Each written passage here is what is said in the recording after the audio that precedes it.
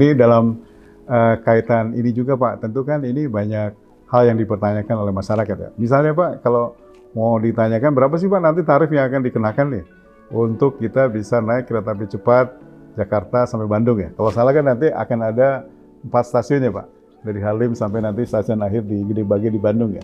Itu pentarifan dan segala macam seperti apa Pak? Jadi Pak Toto, pada saat awal nanti kita tidak ada stasiun antara, jadi nanti dari Halim langsung ke Padalarang. Oh langsung Pak, sure gitu ya? Nah, memang Kerawang ini kita akan segera selesaikan, jadi nanti berhenti hanya di Kerawang, terus langsung ke Padalarang.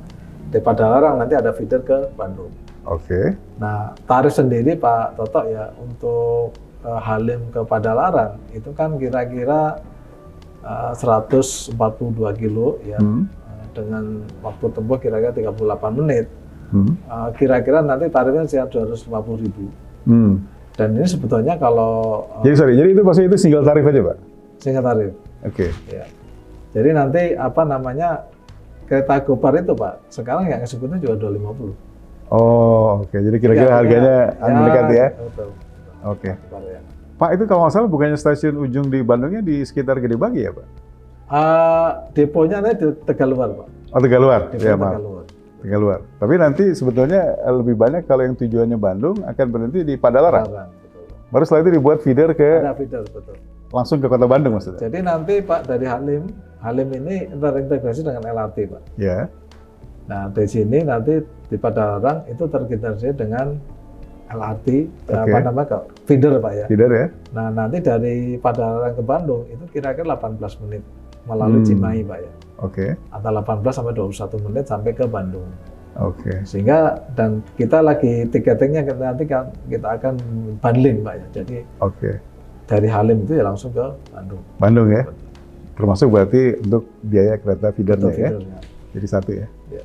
Wah ini berarti nanti orang yang kerja di Jakarta domisili di Bandung udah nggak lagi jadi Bisa. masalah ya? Nah ini yang penting bagi masyarakat nanti ini akan merubah kebiasaan baru, akan mendekatkan antara Bandung dan Jakarta. Nah ini yang apa namanya secara hubungan Pak, ini akan membangun pola kehidupan yang berbeda nih. Sehingga ini nanti jarak itu tidak merupakan pembatas Pak. Jadi mau tinggal di Bogor, mau tinggal di Kebayoran ya. Dari Bandung tuh ke sini aksesnya cepat. Jadi cepat ya. Nah Pak, itu dengan kaitan kita akan kembangkan jalurnya lebih jauh misalnya Pak, bukannya sampai ke Bandung, bisa sampai ke timur Pak, sampai ke Surabaya. Apakah ada rencana juga nantinya kereta cepat ini misalnya tidak hanya berhentinya di Bandung, tapi bisa sampai ke arah timur sana Pak? Pak Toto, jadi kita target sekarang kita selesaikan ke Bandung dulu. Nanti kita akan evaluasi menyeluruh ya setelah ini beroperasi dari semua aspek Pak ya. Nah baru nanti kita akan berpikir bersama pemerintah Pak untuk meneruskan sampai ke Surabaya ya. Memang kalau dilihat skala ekonomis 142 km untuk kereta cepat itu terlalu pendek. Sehingga menurut saya nanti perlu dipanjang untuk bisa membangun kapasitas keuangan yang lebih baik. Jadi rencana ke depan mestinya itu bisa connect sampai ke timur ya Pak? Insya Allah. Supaya lebih jauh ya? Ya Pak. Jadi semacam Shinkansen lah kalau di Jepang ya Pak ya? Baik Pak. Nah ini kemudian kaitannya tentu dalam rangka mengoperasikan teknologi tinggi ya Pak, kemudian juga kompleksitas dari pengelolaan kereta api ya Pak, adanya request dari Gen Y, Gen Z yang makin meningkat ya Pak. Nah tentu kan perlu ada semacam istilahnya adalah kemampuan talent kereta api juga yang hebat mestinya ya. Jadi apa yang dilakukan oleh Pak Didik nih sebagai CEO kereta api membuat supaya talent-talent yang ada di KAI ini Pak betul-betul orang-orang yang punya kualifikasi lah untuk pada suatu level kualitas yang betul-betul diandalkan gitu. Apa yang dilakukan Pak Didik? Jadi Pak Toto, kita di tahun 2023 kita mulai di bulan Oktober 2022 kita melakukan transform digital. Transform digital itu sebetulnya kan lebih merubah mindset ya. Bagaimana kita cara kerja baru yang berbasiskan data. Jadi sekarang ini teman-teman di kereta api itu sudah mulai terbiasa bekerja berbasiskan data. Jadi masing-masing itu apa kerjanya itu sudah terdata gitu ya. Misalnya teman-teman di sarana hari ini kerja apa saja, mereka sudah ada waktu-waktunya dan apa yang harus dikerjakan. Nah dalam satu tim itu nanti terukur, bahkan sekarang yang hasil transformasi digital yang paling kelihatan nyata adalah bahwa perawatan lokomotif, di mana yang setiap 2 tahun itu kita rawat, waktunya itu antara 25 sampai 30. Sekarang kita bisa kompres sampai dengan 11 dan 12 hari. Oh, lebih cepat ya? Lebih cepat. Nah, ini semuanya berdasarkan data. Semula kan kita kalau melakukan secara manual ya. Nah, ini kan tidak terukur. Nah, sekarang kita ukur semua. Sejak kapan itu Pak didigitalisasi seperti itu? Oktober Pak. Oh, oke. Oktober. Jadi sekarang di sarana seperti itu. Nah, nanti kita akan masuk ke prasarana, masuk ke operasi, dan ke semua jajaran termasuk keuangan ya. Mindsetnya akan kita perbaiki. Terus kedua, kita melakukan pengayaan di bidang soft skill Pak Toto. Jadi insan kereta api pada dasarnya operator. Jadi dia rigid mengerjakan sesuatu yang rutin. Nah, dalam mengembangkan rutin ini, mereka berpikir kan sangat pendek. Jadi hari ini, besok, dari tahun ke tahun dia sama kan. Tapi kan tidak berpikir secara strategik. Oh, kita 5 tahun lagi apa? 4 tahun lagi apa? 10 tahun lagi apa? Nah, kita memberikan pelajaran yang strategik. Terus bagaimana kita menjadi leader-leader yang bisa menginspirasi. Jadi sekarang soft skill kita kembangkan dengan adanya leadership program. Ada senior leadership program, ada executive leadership program. Sehingga insan kereta api ke depan itu mulai berpikir soft skillnya ke depan, leadershipnya jalan. Nah, inilah yang diperlukan di dalam menghadapi tantangan era yang makin tidak menentu ke depan. Iya, Pak. Valoritasnya semakin meningkat ya. Nah, apakah dalam konteks semacam ini misalnya pelatihan-pelatihan leadership seperti itu ya Pak? Apakah juga termasuk mengirimkan the best talentnya untuk mengambil misalnya studi course di luar Pak, di Eropa, apa di Cina, apa di mana Pak? Kita sudah melakukan itu Pak Toto ya. Ada beberapa talent kita yang kita kirim mengambil S2 di luar. Termasuk beberapa, mungkin ada sekitar hampir 30 orang yang sekarang mengambil S2 di ITB Pak. Soft skill ya, terus kemudian kita kerjasama dengan beberapa perguruan tinggi di Jakarta. Nanti Pak mengembangkan soft skill tadi. Jadi itu executive leadership program ya. Jadi kita bekerja sama dengan salah satu perguruan tinggi swasta yang sudah punya program executive leadership-nya bagus Pak. Di samping kita mengembangkan juga mengenai culture Pak. Jadi artinya bagaimana culture bekerja yang baik, yang sesuai dengan arahan Pak Erik kan mengenai akhlak Pak ya. Jadi setinggi apapun ya nilai-nilai itu tetap kita menjadi pegangan. Biasanya Pak kalau dalam konteks semacam ini ya Pak, itu masalah diversitas dari resources juga penting ya Pak. Apakah Bapak kemudian kereta api maksudnya ya Pak, itu kemudian mengembangkan pola rekrutmen di mana semua talent terbaik dari seluruh Indonesia itu misalnya bisa masuk ke PT KAI bagaimana Pak? Ya, jadi sekarang kita bekerja sama dengan beberapa perguruan tinggi yang utama ya Pak. Bagaimana kita ingin di samping dalam proses rekrutmennya kita membuat job fair ya, kita merekrut juga untuk pengembangan talenta ke depan Pak. Jadi harapannya dengan kita bekerja sama dengan perguruan tinggi yang utama ini, maka kemampuan soft skill ya terutama itu, kalau hard skill kita tidak bisa ini Pak. Kereta api itu udah talentnya udah luar biasa di bidang prasarana, sarana, disiplinnya tinggi sekali. Nah, soft skillnya yang harus kita kembangkan. Jadi kerjasama perguruan tinggi kita lakukan. Pak, ini beberapa isu terakhir di state-owned companies di BUMN itu juga adalah soal-soal penegakan governance ya Pak ya. Nah, dalam konteks ini kan juga ada riset, misalnya kalau badan usaha milik negara itu lebih banyak menjadi perusahaan publik, itu akan lebih baik dari sisi pengelolaan governance-nya ya Pak. Kira-kira apakah kereta api ada rencana untuk juga go public nggak Pak ke depan ini Pak? Pak Toto, memang saya waktu memimpin di tunjuk Pak Erik, ya, saya sudah sampaikan bahwa kita menjalankan operasional dengan berbasiskan good corporate governance. Dan itu selalu saya tegaskan dalam operasi kita sehari-hari dan selalu saya ingatkan betapa pentingnya GCG itu. Nah, terkait dengan kualitas GCG antara perusahaan yang private dan yang sudah go public Pak, saya sadar itu Pak. Dan tapi kemudian begini Pak, dengan kepentingan publik yang sedemikian besar, Kemudian juga kita sedang masih mendapatkan PSU, Pak. Yeah. Jadi memang PSU bukan untuk kereta api, PSU untuk penumpang ya. Nah, ini yang nanti kita akan lihat governance-nya, Pak. Kira-kira kalau kita ke publik ini apa namanya itu tata kelola supaya tidak ini gitu. Karena pengelolaan angka PSU juga lumayan besar ya, Pak ya. Lumayan besar. Baik, Pak. Ini saya baru membaca juga sebenarnya pemirsa yang budiman ya, bahwa Pak Didik ini 2023 ini baru dinobatkan juga sebagai CEO terbaik ya oleh salah satu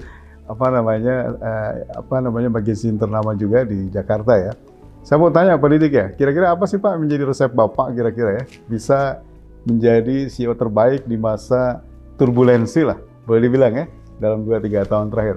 Apa yang menjadi resep utamanya Pak? Pak Toto ya,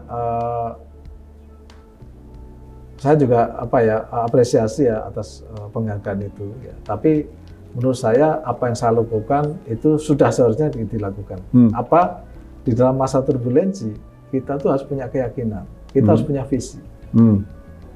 Berapa besar turbulensi yang kita hadapi? Kita harus bisa mengukur.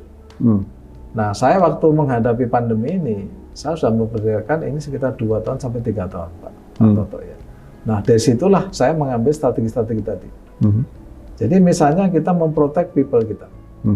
Pak Toto tahu pada saat awal-awal itu betapa susahnya kita mencari hazmat untuk para pegawai kita, karena mereka frontline Pak. Mereka tak ekspos pada risiko kan. Terus kemudian menjaga likuiditas perusahaan ini. Bayangkan perusahaan yang setiap hari ini Pak mendapatkan pendapatan sekitar hampir 60 miliar sehari, tinggal separuhnya. Drop.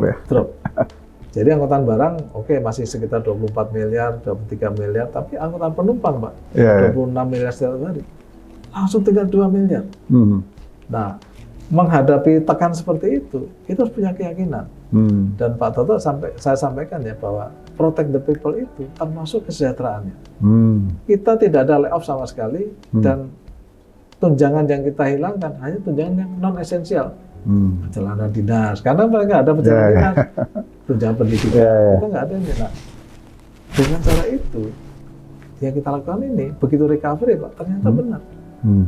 Kalau kita berkaca apa yang terjadi di negara-negara Eropa, mereka melay-off orang-orang yang sudah mencari pekerjaan yang lain. Pada saat recovery, mereka susah.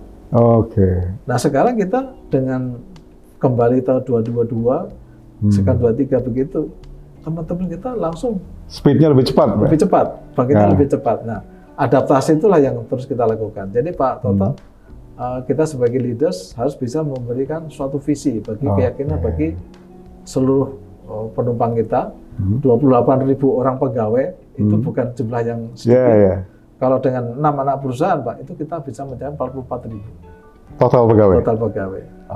Jadi leadership itu adalah mengenai visioning. Jadi yang membedakan leaders dengan yang lain, kita punya visi yang punya keyakinan sehingga semua strategi itu bisa kita formulasikan. Dan kaitannya dengan bagaimana menyentuh sisi paling dalam dari seorang talent, dari seorang pegawai ya Pak, sehingga mereka kemudian dengan sukarela mau berkontribusi paling positif buat kereta api. Apa yang Bapak lakukan untuk menyentuh sisi dalamnya mereka? Baik, jadi sebetulnya leader itu sebagai role model. Jadi saya sebagai leader, saya selalu memberikan suatu role model bagi seluruh jajaran, bagaimana dedikasi saya, waktu itu betul-betul kita dedikasikan untuk perusahaan. Sehingga artinya apa, engagement para pegawai kita ini juga sangat tinggi. Bahkan Pak Toto ya, kita itu banyak talent-talent kita itu yang punya kemampuan misalnya di media sosial. Itu mereka mengkomunikasikan apa yang mereka lakukan itu sudah merupakan suatu membangkitkan motivasi ya. Betul. Dan saya melihat ya, kalau melihat para pelanggan kita puas, itu luar biasa. Nah, artinya kami menyampaikan para pegawai kita ya, betapa pentingnya pelanggan bagi suatu perusahaan transportasi.